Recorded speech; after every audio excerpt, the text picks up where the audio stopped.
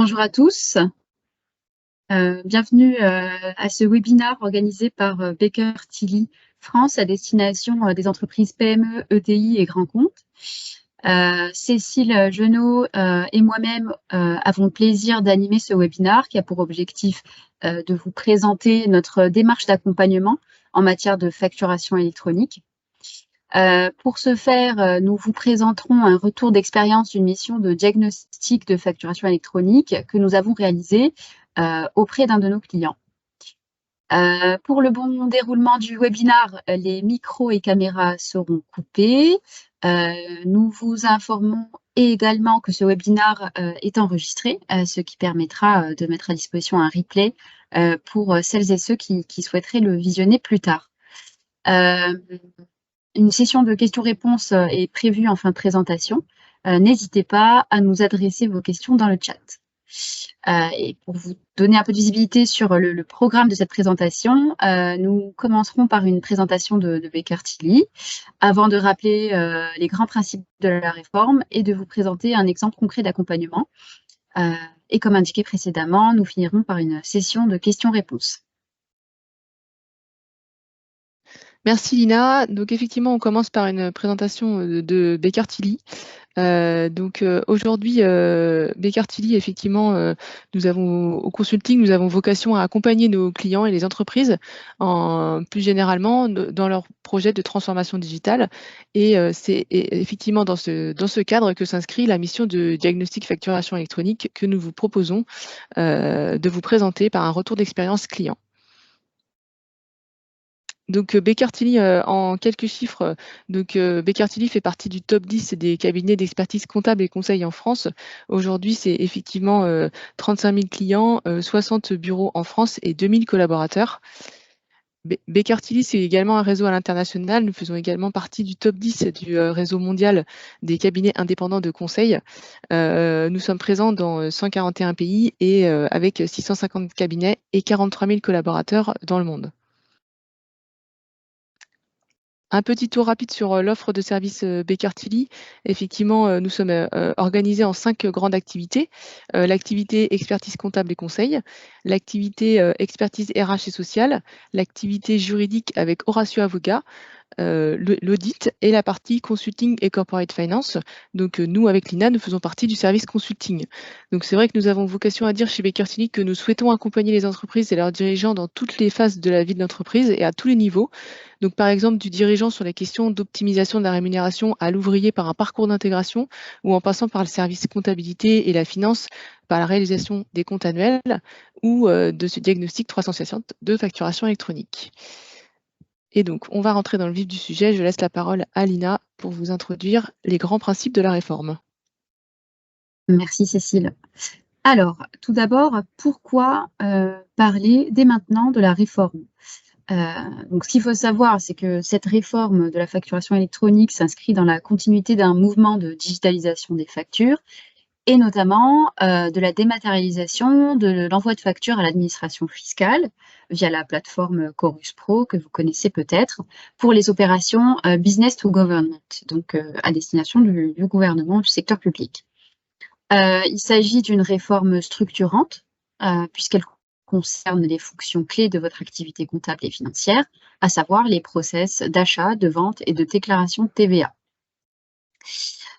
Autre point également qu'on souhaitait mettre en avant auprès de vous, c'est que cette réforme est souvent présentée sous l'angle technologique, avec cette nécessité de choisir la plateforme de dématérialisation partenaire et de transmettre les flux de factures vers le portail public de facturation.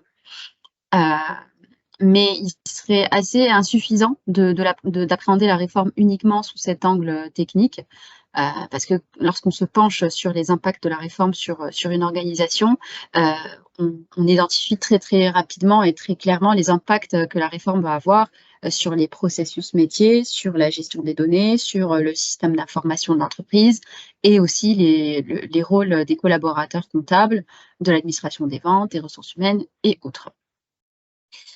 Autre point à retenir également, c'est qu'à partir du 1er septembre 2026, les PME comme les grandes entreprises seront dans l'obligation de recevoir les factures au format électronique. C'est pourquoi cette date du 1er septembre 2026 est une date, en réalité, est une date de fin de projet de mise en conformité que vous devrez mener pour mettre en place la nouvelle organisation et les nouveaux outils pour réussir votre transition vers ce nouveau modèle de transmission des factures. Donc c'est une réforme avec une double dimension digitale, puisqu'elle comporte 2 volets essentiels, que sont donc le e-invoicing et le e-reporting. Alors, très succinctement, ce qu'on pourrait dire sur le e-invoicing, c'est qu'il correspond en fait à la transmission des flux de factures entre entreprises établies en France et soumises à la TVA. On parle ici donc d'opérations business to business, B2B, domestique. Le e-invoicing consiste à générer un double flux, donc un premier vers le client, donc un premier flux de facture vers le client, et en temps réel et en parallèle, un second vers l'administration fiscale. Et il s'agit d'un traitement unitaire à la facture. Le e-reporting, de l'autre côté, donc, est le second volet de la réforme. Et bien qu'on parle un peu moins de cette obligation d'e-reporting, il faut savoir qu'à l'horizon du 1er septembre 2026, pas moins de 3 millions d'entités et d'entreprises en France seront concernées par cette obligation de générer le e-reporting des données de transaction et sur les données de paiement, ou les deux. Et ce qu'il faut savoir également, c'est que la fréquence et les délais de transmission du e-reporting seront différents en fonction du régime de TVA auquel est soumise l'entreprise concernée. Et donc, on aura des délais de transmission différents pour le e-reporting des données de transaction et le e-reporting des données de paiement. On va peut-être passer à une description du schéma en Y sur la slide suivante. Donc, ce qu'il faut retenir à ce stade, c'est que ce schéma en Y a pour objectif de transmettre en temps réel les données d'achat et de vente entre professionnels établis en France et de ce fait, d'optimiser la traçabilité des données utilisées dans la déclaration de TVA. Donc ce qu'on voit sur ce schéma, c'est qu'en effet, les fournisseurs utilisent une plateforme de dématérialisation partenaire ou un opérateur de dématérialisation pour transmettre les flux de factures à leurs clients, qui eux-mêmes disposent éventuellement d'une plateforme de dématérialisation partenaire ou d'un opérateur de démat, et que ces flux, in fine, sont transmis au portail public de facturation, donc portail utilisé par l'administration fiscale pour recueillir l'ensemble de ces données. Ce qu'il faut savoir, en plus de ce schéma en Y qui décrit le e-invoicing, c'est que on a donc ce système de e-reporting qui complète le dispositif e-invoicing en matière de lutte contre la fraude à la TVA, puisqu'il va couvrir des opérations d'achat et de vente qui ne s'intègrent pas au schéma en Y. Et donc, je pense par exemple aux opérations réalisées à l'international avec des fournisseurs ou des clients qui ne sont pas connectés aux plateformes de dématérialisation partenaires, puisque du moment qu'on n'est pas en France, nous n'avons pas accès en tant que fournisseur ou client aux PDP françaises.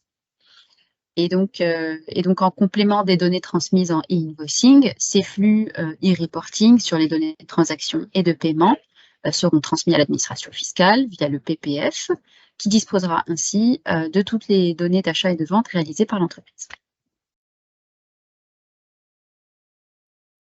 Oui, je suis totale là. Alors maintenant, on va parler effectivement des bénéfices côté client. Effectivement, comme tout dans la vie, on peut subir ou être acteur. Et donc cette réforme, bien que ce soit une obligation réglementaire, c'est aussi une source d'opportunité que nous avons voulu mettre en avant ici. Donc la première opportunité pour nous, c'est vraiment d'accélérer l'automatisation et la digitalisation des factures pour effectivement gagner en temps, en fiabilisation des données et en sécurité. L'idée, c'est de transférer en fait les tâches à faible valeur ajoutée comme de la saisie par des tâches à plus forte valeur ajoutée, du contrôle par effectivement le suivi de la qualité des données, de la fiabilisation par effectivement la sécurisation des flux, L'objectif aussi de cette réforme, c'est de limiter, on va dire, les litiges clients. On rentre pas dans le détail, mais c'est vrai que par l'établissement de statut de facture, en fait, un client ne pourra plus nous dire qu'il n'a pas reçu la facture, puisque tout sera tracé, en fait. Donc l'objectif est vraiment de gagner en fluidité et de mettre en œuvre ces opportunités, en fait, via cette réforme. Et puis, in fine, Lina en a parlé, effectivement, c'est la déclaration de TVA, en fait, de vraiment rendre le flux de TVA, en fait, vraiment conforme et automatiser ce flux de TVA, in fine. Donc on va parler maintenant du calendrier de la réforme. Lina en a un petit peu parlé. Effectivement, 2 obligations, e-invoicing et e-reporting. Et effectivement, en fonction des tailles d'entreprise, vous n'êtes pas soumis aux mêmes dates de démarrage pour la transmission des flux. Donc comme on peut le voir sur le flux e-invoicing, en fait, c'est séparé en deux. Il y a l'émission d'un côté et la réception. Donc la réception des factures va s'imposer à tout le monde au format, effectivement, facture X, du coup, dès le 1er septembre 2026. Là où l'obligation d'émission et l'obligation de transmission du flux e-reporting va dépendre de votre taille d'entreprise. Donc pour les TPE-PME, c'est-à-dire les entreprises de moins de 250 salariés, moins de 50 millions de chiffre d'affaires et moins de 43 millions de bilan, en fait, l'obligation s'impose au 1er septembre 2027, là où pour les entreprises de taille supérieure, en fait, à ces chiffres, l'obligation va être à partir du 1er septembre 2026. 2 autres dates dont on voulait vous faire part également, c'est qu'en fait, comme vous le savez peut-être, les plateformes de dématérialisation partenaires sont en cours d'immatriculisation et donc on connaîtra les premières PDP immatriculées début juillet 2024. Également, à la fin de l'année 2024, sera disponible l'annuaire national des entreprises, référencé notamment par le numéro de SIRET, ce qui permettra de démarrer une phase pilote à partir de janvier 2025. Donc dans cette phase pilote, il y aura effectivement des PDP qui seront candidates pour cette phase pilote, mais également des entreprises qui seront amenées effectivement à se proposer pour effectivement établir cette phase pilote, comme dans tout projet qu'on a déjà pu connaître de réforme de l'État. Donc on va rentrer dans le vif du sujet effectivement avec un retour d'expérience client d'une des missions qu'on a réalisées avec Lina.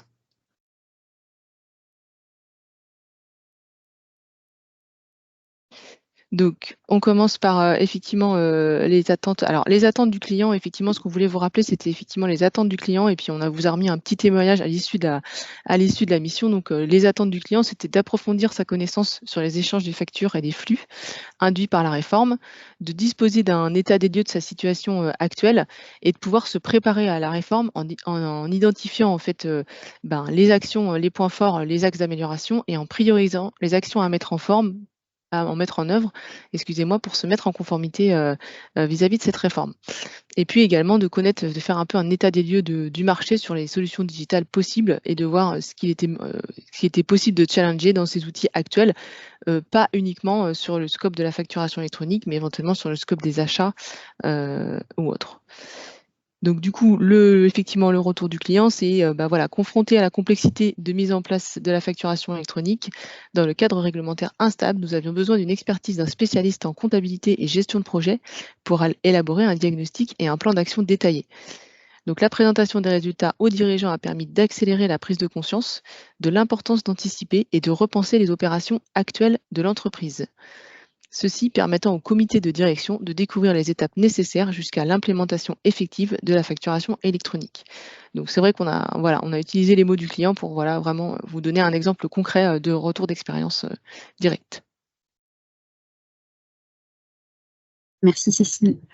Alors, comment avons-nous procédé pour répondre à ce besoin client, donc qui concernait l'accompagnement à la prise en charge et à la compréhension des enjeux de la réforme de la facturation électronique? Alors, très concrètement, nous avons organisé notre mission de diagnostic FE en 4 étapes. Une première étape qui consistait à faire ce qu'on appelle une immersion dans le contexte client. Donc là, l'idée, c'est de rencontrer les équipes. Et là, on parle d'équipe au sens large, donc les comptables, les collaborateurs en charge des achats, des ventes, mais aussi des ressources humaines, des systèmes d'information, et autres. Donc là, l'idée, c'est effectivement d'embarquer les collaborateurs dans ce projet de mise en conformité, en commençant par les sensibiliser aux enjeux de la réforme de la facturation électronique, donc leur expliquer ces notions de e-invoicing, e-reporting, expliquer que dans le cadre de cette réforme, ils vont avoir affaire à des nouveaux acteurs, donc des plateformes de dématérialisation partenaires, les opérateurs de dématérialisation, le portail public de facturation, expliquer comment le schéma en Y va fonctionner et dans le détail, hein, pour leur permettre d'identifier déjà en amont quelques impacts sur leur fonctionnement et donc de les mobiliser sur ce projet de mise en conformité. Concrètement, nous dédions une demi-journée pour cette première étape d'immersion et de sensibilisation que nous réalisons donc, comme je le disais, auprès des équipes comptables, mais aussi de l'administration des ventes, des achats, des ressources humaines et de l'informatique. Ensuite, nous poursuivons notre démarche d'accompagnement par la réalisation d'un état des lieux de votre organisation et cette seconde étape a plusieurs objectifs. Le premier, c'est effectivement commencer par consulter les dirigeants, donc de comprendre la stratégie de l'entreprise. Est-ce qu'aujourd'hui, l'idée, c'est de se mettre en conformité par rapport à la réforme uniquement ou c'est de profiter de cette réforme pour lancer des projets de digitalisation et d'amélioration globale de la performance de l'entreprise?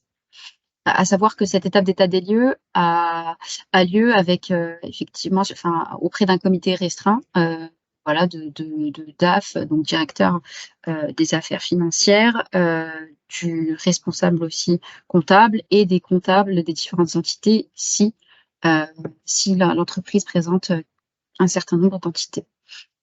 Et donc le deuxième objectif de cette étape, ça va être de recueillir les informations spécifiques au contexte client, donc en matière d'organisation, de processus d'achat et de vente et de modalités de déclaration TVA. Donc là, l'idée, je vous le décrirai un peu plus tard, mais l'idée, c'est vraiment d'aller à une granularité très, très fine, pour pouvoir comprendre étape par étape, voire même, au clic par clic, comment sont réalisées les différentes opérations qui vont être impactées par la réforme.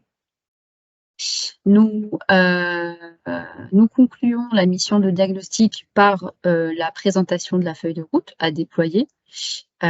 Donc, en étape 3, l'idée, c'est de restituer une vision 360 de l'organisation, avec les forces et les faiblesses de chacun des process, et des activités métiers, qu'on aura, bien analysé en étape 2. Et donc, de présenter la feuille de route, sur mesure définie par Baker Tilly selon 4 axes stratégiques, qu'on trouve dans l'ensemble de nos recommandations. Et donc, les axes stratégiques, Cécile vous les décrira en détail un peu plus tard. Mais, donc, voilà, donc les 4 axes de notre analyse sont, les processus, le système d'information, les données et le capital humain. Et donc à la fin de cette mission de diagnostic FE, le client dispose du plan détaillé des actions à déployer sur les axes processus, système d'information, données, capital humain. Et donc ensuite, l'idée, c'est de continuer l'accompagnement dans le cadre d'une mission de mise en œuvre FE. Et donc là, l'idée, c'est de nous mettre à disposition du client pour l'accompagner dans le déploiement des actions. Et là, ce qu'il faut savoir, c'est qu'on s'organise en mode projet dans le cadre de cette mission de mise en œuvre FE, avec un planning prévisionnel de la mission, des comités de suivi et d'avancement projet, une équipe dédiée avec l'identification d'un référent côté client, un référent facturation électronique côté client, qui sera donc notre interlocuteur privilégié. Et voilà, donc en mode projet pour assurer la concrétisation de ces recommandations qu'on a émises en mission de diagnostic FE et pour finaliser la mise en conformité du client. Donc effectivement, dans la première étape, dans l'immersion dans le contexte, l'idée, c'est vraiment de faire un avant-après. Donc, avant même de faire la présentation, en fait, sur tous les grands points clés de la réforme, et de rentrer dans la technique, en fait, on pose cette question: que vous évoque la facture électronique? Et puis là, effectivement, on renote, effectivement, on reprend vraiment les verbatim, de vos équipes, pour se rendre compte, en fait, ce qu'on remarque ici, c'est qu'on est sur des ressentis, des perceptions, parfois des craintes. On a des comptables qui nous ont dit, qu'est-ce qu'on va faire en fait si demain tout est automatisé, que devient notre travail en fait? Donc, on est sur des spéculations de ce que va induire la réforme, mais on n'est pas encore vraiment dans du concret dans cette première étape. Ensuite, effectivement, on déroule tous les grands principes de la réforme et donc on vous apporte du contenu en fait sur ce que c'est. Et à l'issue de cette présentation, on refait un brainstorming où la question est quels sont les impacts que vous identifiez vis-à-vis de votre organisation, de votre entreprise. Et là, donc, comme vous pouvez voir, en fait, naturellement, en fait, on classe les différentes réponses selon les 4 axes stratégiques, effectivement, process, système d'information, données, capitalisme, sans forcément qu'on en ait donné la consigne au préalable, en fait.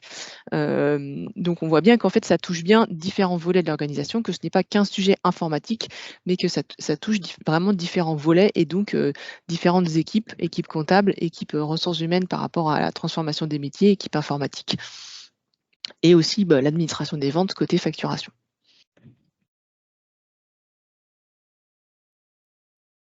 Je te laisse poursuivre Lina sur l'explication en détail de l'état des lieux de l'organisation. Oui, merci Cécile. Donc, une fois cette étape de sensibilisation réalisée avec voilà, cet avant-après sensibilisation, la deuxième étape est donc de réaliser l'état des lieux des activités métiers. Donc ce que j'expliquais tout à l'heure, c'est qu'en effet, on réalise le diagnostic par domaine d'activité. Nous réalisons ce diagnostic sur l'organisation générale, les achats, les ventes et le process de déclaration de TVA. Pour chacune de ces activités, nous commençons par construire une carte d'identité avec les chiffres et les informations clés qu'on a besoin de retenir. Donc, ça peut être la volumétrie des factures entrantes, sortantes, la typologie des opérations, donc est-ce qu'on est sur du business to business, du business to client ou sur du B2J. On identifie aussi la typologie des fournisseurs clients, les outils utilisés et aussi le niveau de qualité des données.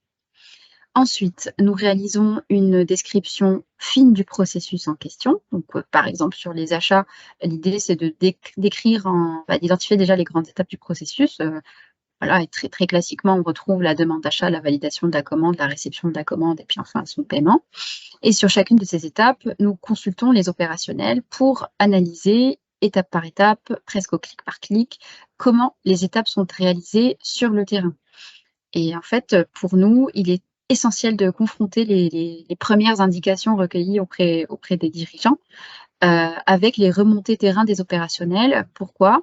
Parce que, par exemple, dans le cas qu'on a eu à traiter, le DAF indiquait que les process d'achat et de vente étaient identiques sur l'ensemble des entités, mais en creusant et en allant dans le détail avec les comptables de chacune des entités, on a bien identifié des différences assez majeures de fonctionnement, ce qui en fait impacte derrière de manière importante l'analyse et les recommandations à produire. Donc l'analyse fine de ces processus nous permet d'identifier des points forts, donc ce que l'entreprise va pouvoir maintenir comme fonctionnement et surtout des points d'amélioration, donc ce qui a besoin d'être modifié et transformé pour que l'entreprise se mette en conformité. Et donc sur chacun de ces axes, donc nous identifions donc les processus, les systèmes d'information, les données et le capital humain. Et nous identifions les points forts et les points d'amélioration. Et voilà. Et en face de chaque point d'amélioration, nous formulons une recommandation avec un plan d'action pour assurer la mise en conformité. Et à titre d'exemple, par exemple, sur l'axe processus, dans le cas qu'on a eu à traiter, il existait bien un processus de validation des factures entre les différents responsables de service, mais c'était un processus entièrement manuel qui nécessitait notamment d'imprimer les factures au format papier pour la position des signatures et la réalisation d'un dispatching manuel auprès des responsables de service.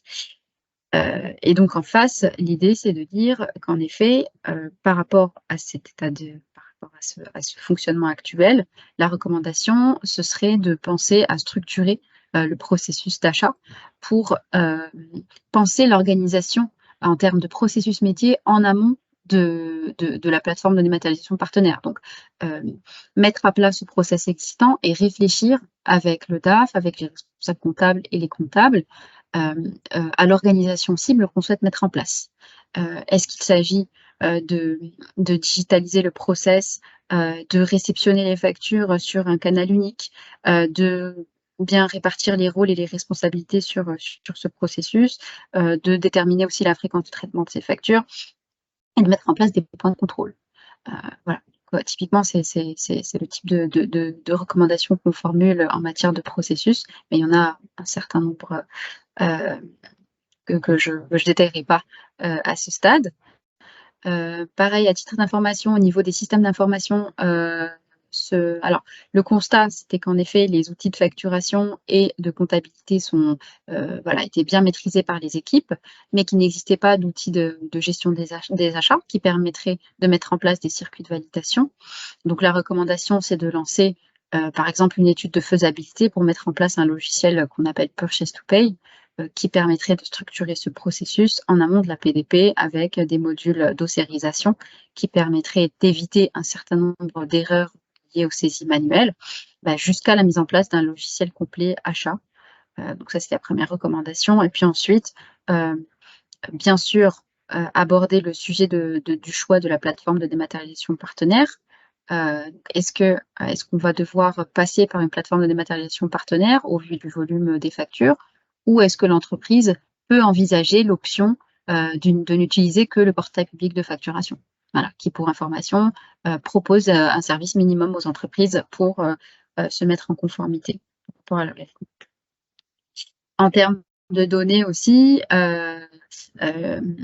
donc effectivement, en point fort, ce qu'on a pu identifier, c'est que les bases de données sont bien nourries, qu'effectivement, on retrouve un certain nombre d'informations importantes pour la création des factures, mais qu'il existe en réalité une base de données par entité, donc problème de qualité, d'uniformisation des données.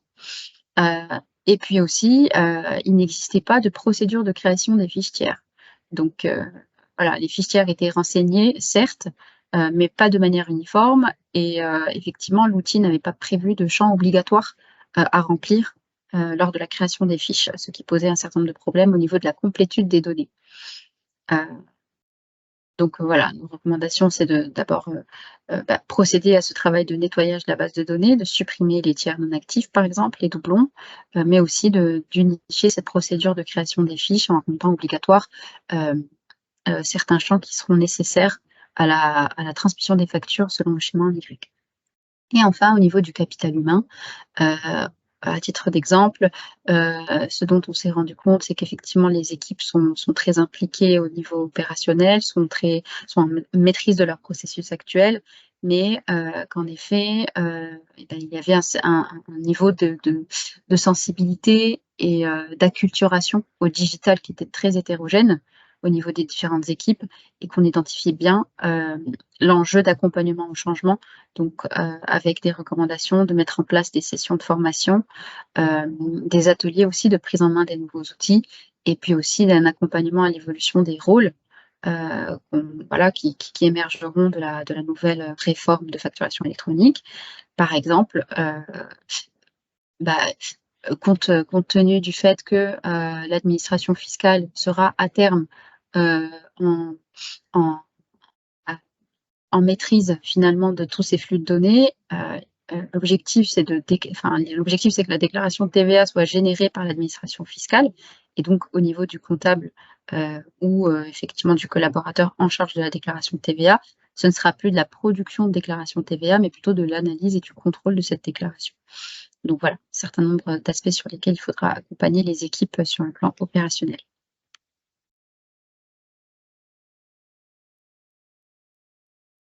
Merci Ina. Donc effectivement, tu nous as présenté le rendu sur un processus métier, en fait, la description sur un processus métier avec les axes de recommandation. Et donc l'idée en fait de la restitution finale, c'est vraiment de vous présenter une feuille de route en fonction de ces 4 axes stratégiques et du coup des différents processus métiers que sont l'organisation générale, la partie achat, les ventes et la fiscalité avec le focus sur la déclaration de TVA.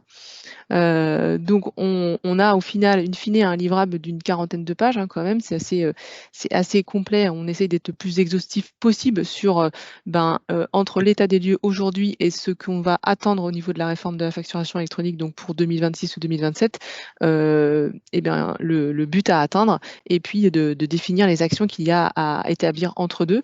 Donc ça nous fait, quand même, un certain nombre, hein. On a jusqu'à 25 blocs différents, en fait, sur les actions. Et nous aussi, ce qu'on fait, en fait, c'est qu'on vient prioriser et catégoriser les actions selon trois catégories.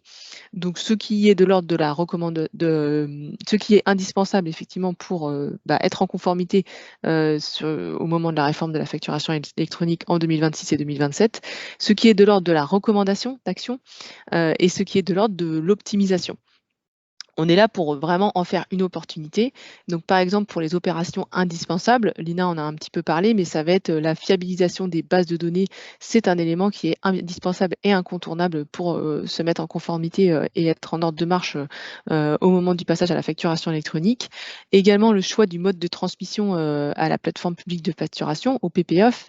Donc, soit en restant sur ce mode de transmission, soit en faisant le choix d'une PDP. Et bien sûr, l'interfaçage des outils, c'est un élément incontournable pour mettre en œuvre cette réforme. Dans les éléments qui sont de l'ordre des recommandations, Lina l'a évoqué, effectivement, le choix d'une structure cible par la structuration d'un process achat par un logiciel de P2P, Purchase to Pay, avec des workflows de validation, de regarder en fait votre structure effectivement et de voir la structure actuelle, la structure cible et comment optimiser en fait tous ces flux. Donc ça, c'est vraiment une forte recommandation qu'on a, hein. C'est vraiment un axe, une opportunité en fait d'évolution pour vous. Et ce qui va être de l'ordre de l'optimisation, en fait, quand on parle effectivement d'audit des données ou de création d'une base de données unique avec une nomination d'un responsable de la data, c'est pas indispensable, mais voilà, ça fait partie des optimisations qui peuvent être envisagées. Donc effectivement, à l'issue de cette feuille de route, on a différents, on va dire, blocs ou chantiers en fait à mettre en œuvre. Et donc du coup, dans le déploiement, voilà, vous voyez des exemples d'actions qui peuvent être mises en place en fait suite au diagnostic de facturation électronique. Donc que ce soit effectivement, l'idée en fait, c'est que ce soit dans le retour du client lui-même ou du coup par cette présentation, c'était de vous montrer et de prendre conscience en fait que, ce n'est pas uniquement un sujet informatique et finance, mais que ça a vraiment induit pour vous une profonde transformation de l'organisation. Le sujet de la réforme de la facturation électronique, c'est vraiment un sujet transverse. Ça touche, effectivement, comme on l'a dit, les process, les données, le système d'information et l'organisation humaine, donc la transformation des métiers.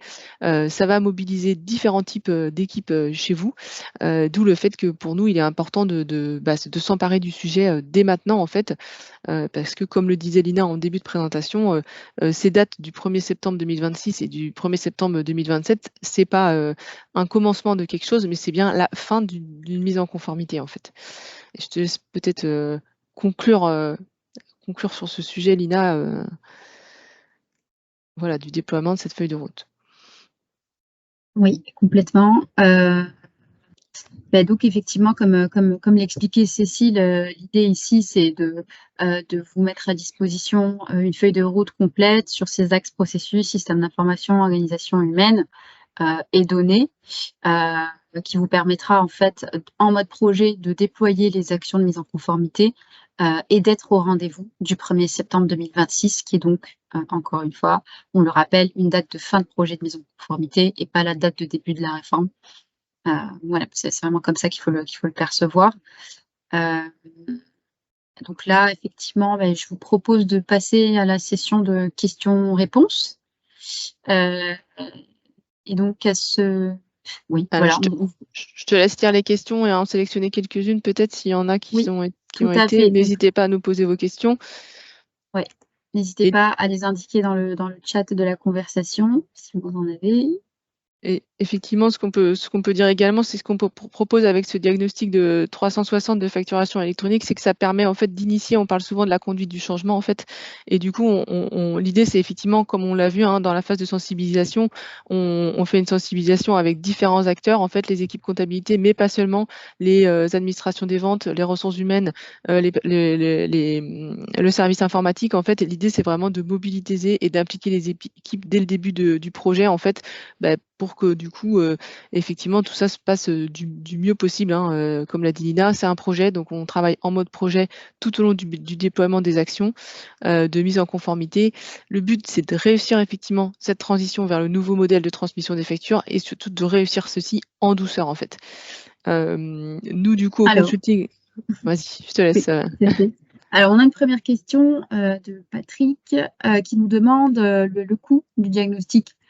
Alors, à cette question, nous répondrons qu'en fait, on a une offre d'accompagnement standard de quelques jours, voilà, de 4 à 5 jours, que nous proposons donc pour réaliser ce diagnostic de facturation électronique. Et après, effectivement, en fonction du niveau de complexité de l'entreprise, voilà, si vous avez 5 entités, 10 ou un peu plus, forcément, nous ajustons la proposition. Mais voilà, l'offre standard est de quelques jours, donc de 4 à 5 jours. Pour vous accompagner sur les 3 étapes, donc de sensibilisation des équipes, en leur expliquant les enjeux et les impacts à prévoir, la réalisation de l'état des lieux du diagnostic sur les process, sur les fonctions achat, vente et déclaration de TVA, en fonction des 4 axes stratégiques que nous avons bien détaillés jusque-là, et puis présentation de la feuille de route, donc du plan d'action à déployer pour la mise en conformité.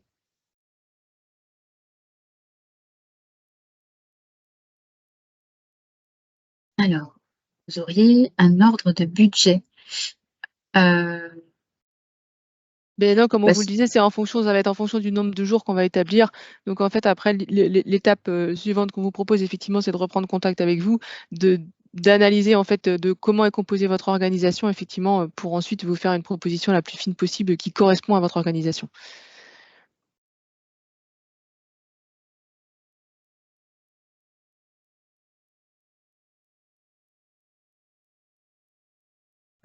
Est-ce qu'on a d'autres questions dans la salle? Pas pour le moment.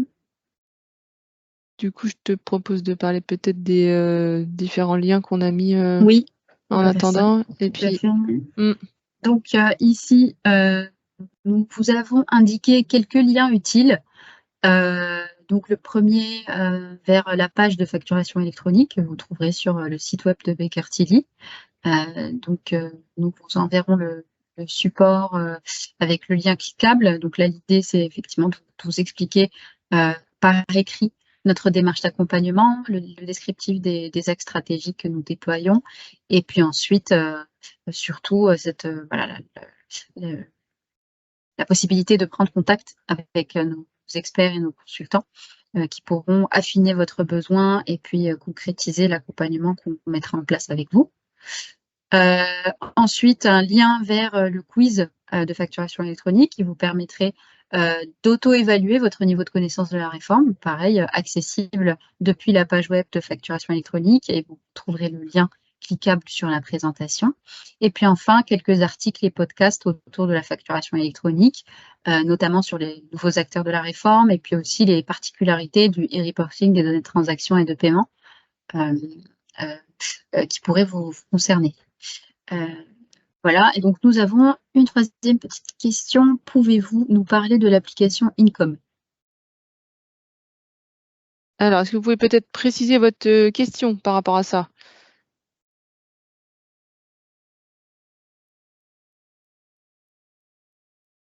Effectivement, Income, c'est l'outil effectivement de tenue de comptabilité du cabinet Baker Tilly. Donc, je ne sais pas quelle était la question vis-à-vis de ça. Ouais, si vous pouviez préciser l'angle de la question. Il y aurait beaucoup de choses à dire à ce sujet. Si la question c'est des PDP, on sait qu'effectivement Income est candidate à être plateforme de dématérialisation partenaire. Donc on saura début juillet s'ils sont s'ils sont retenus, en fait, et en fonction de ça, on pourra nous, se mettre en ordre de marche pour effectivement informer nos clients qui sont en tenue. Mais là, on parle des clients qui sont en tenue comptable par, Baker Tilly. Nous, l'idée, c'est aussi de toucher les clients ou entreprises qui, ne sont pas en tenue comptable, en fait, qui sont, juste en révision des comptes annuels ou en audit des comptes annuels, et de pouvoir quand même leur proposer ce diagnostic, en fait, à partir de leurs outils. Je sais pas si En ça plus, répond du ce qu'il faut coup à savoir votre aussi, question. c'est que au niveau des outils disponibles sur le marché, bien que certains produits proposent effectivement se positionner en tant que plateforme de dématérialisation partenaire, souvent ces mêmes éditeurs proposent des options modulaires. Donc l'idée, c'est de soit compléter l'outil actuel et les fonctionnalités actuelles par un module simple de PDP, soit proposer uniquement l'aspect opérateur de dématérialisation. Donc tout ça est plus, enfin voilà, il y a un certain nombre de configurations multiples en fait disponibles pour les clients, quel que soit l'outil de facturation actuel et quel que soit l'outil de comptabilité utilisé. Donc c'est tout un chantier, c'est toute une analyse qu'on mène d'ailleurs actuellement au consulting auprès des plateformes de dématérialisation partenaires candidates et des OD aussi, qui se proposent, qui proposent un certain nombre de services de dématérialisation des factures pour pouvoir être en mesure de conseiller de manière très efficace et très avertie nos clients sur les configurations possibles. Ce qui ne sera pas forcément l'angle d'attaque, j'ai envie de dire, et le discours des éditeurs qui voudront forcément proposer leurs produits en priorité sans prendre de recul sur ce qui existe sur le marché. Donc, pareil, ce sont des aspects dont on pourra discuter si vous le souhaitez. Ouais, Et pour compléter, en ce moment, effectivement, on rencontre pas mal de clients ou d'entreprises, en fait, qui sont dans ces sujets, effectivement, de lancer de la dématérialisation, de choisir un OD. Et là, vraiment, ce qu'on vous dit, c'est, attendez, en fait, c'est important de faire ce diagnostic en amont pour, en fait, que vous ayez bien les tenants et les aboutissants de la réforme, en fait, et que vous fassiez pas un choix et puis finalement, après, vous vous êtes rendu compte qu'il y avait tout ça à prendre en compte, que vous vous disiez: «On n'a pas choisi le bon outil». Donc on sait que vous êtes beaucoup sollicités en ce moment directement, par effectivement, comme le disait Lina, les éditeurs, ou des intégrateurs ou vos intégrateurs déjà actuels, hein, toutes les sociétés informatiques qui gèrent souvent vos logiciels, en fait. Mais voilà, nous, ce qu'on propose, c'est vraiment d'avoir un notre plus-value, c'est d'avoir un regard extérieur, en fait. On peut avoir certains partenaires, mais en tout cas, on n'est pas là pour pousser une solution plus qu'une autre. On est vraiment là pour faire l'état des lieux de votre organisation, en fait. Ce que je voulais préciser aussi tout à l'heure, c'est qu'on est, au consulting et du coup dans l'équipe qui s'occupe de la facturation électronique. On est tous issus des métiers, de la finance, des achats, du contrôle de gestion et de la gestion de projet, en fait, et ce qui nous permet vraiment de partir de vos problématiques pour arriver, à vos solutions, en fait, avec ce qui existe sur le marché, en fait. L'idée, c'est de voir votre besoin et de trouver la solution qui est adaptée au regard de cette réforme, et non pas de vous faire rentrer dans quelque chose qui ne vous correspondrait pas.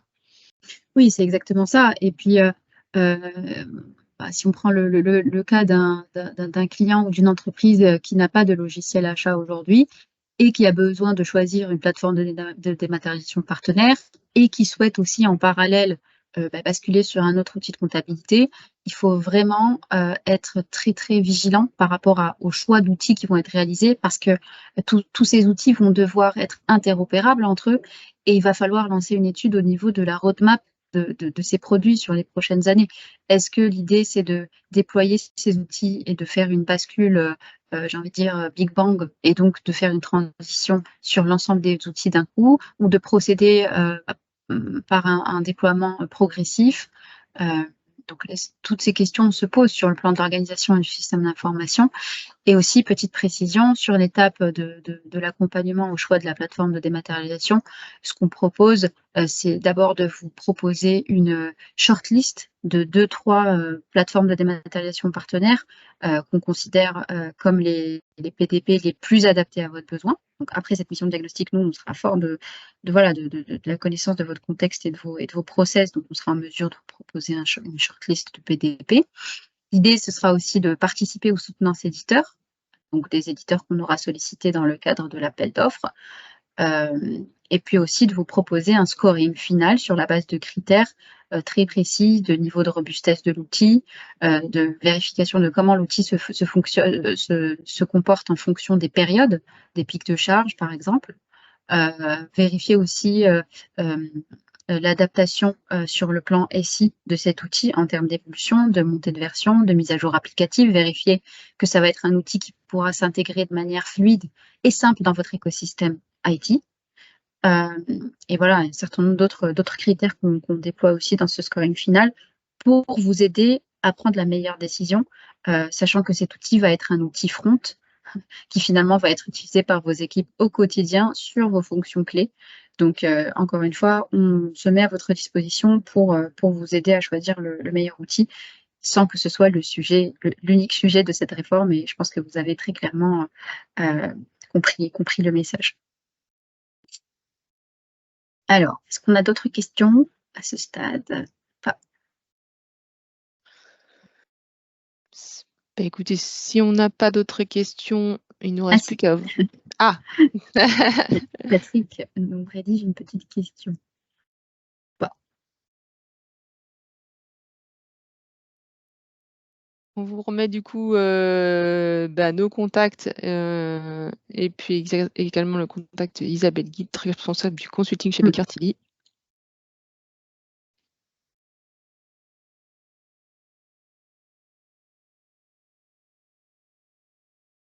Alors, qui devons-nous contacter pour avoir une proposition d'accompagnement de votre part?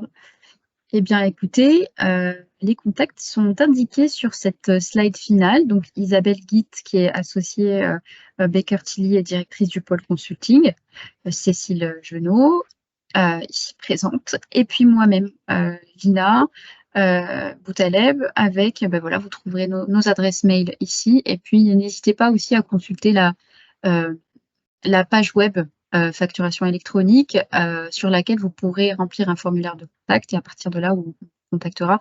Mais je vous invite à privilégier les adresses mail indiquées ici.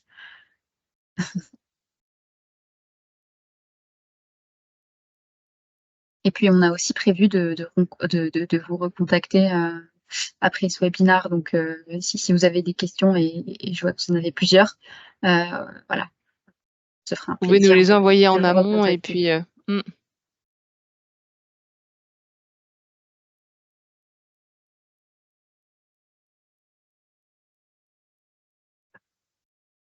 merci Patrick à vous pour vos questions. Oui, merci beaucoup. Merci à tous pour la participation à ce webinaire. Donc, comme dit Zélina, on reste à votre disposition. Vous avez nos contacts pour des questions complémentaires sur ce sujet. Nous vous souhaitons du coup une bonne journée et à très bientôt. Merci à tous. À très bientôt. Au revoir.